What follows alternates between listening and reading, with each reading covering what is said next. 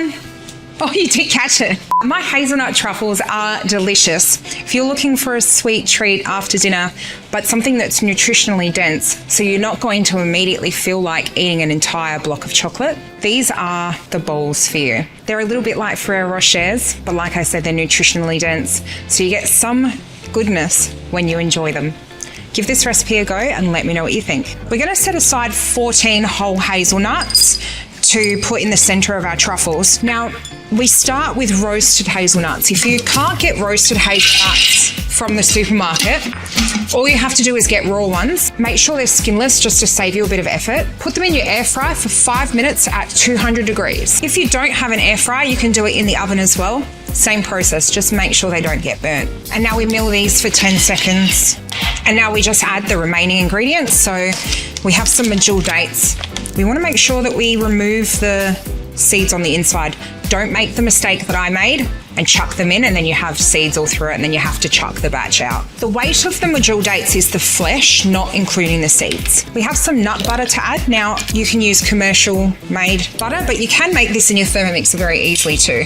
I'm just lazy. We've chosen to go with almond butter. Really, you can use any kind of nut butter you want, except for salted peanut. That's not so great. Roasted seed butter would also be a fantastic option. We have some cacao powder that we're going to add.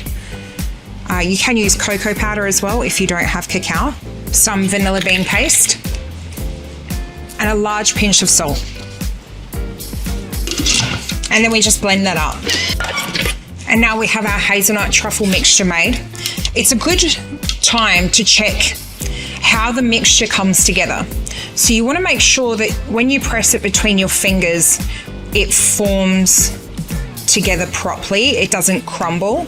If it does crumble, at this point you can just add a little bit of coconut oil and mix it through, and the coconut oil will help act as a binder, and when you pop them in the fridge they will solidify.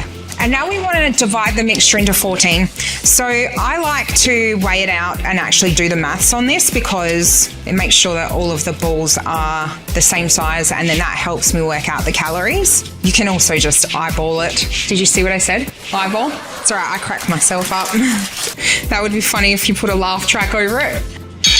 Then we take our hazelnuts that we set aside and we just want to press it down like that and pop one of the hazelnuts in the middle.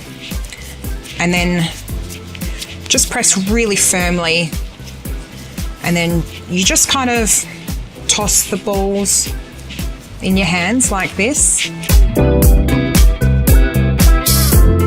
And that's perfect.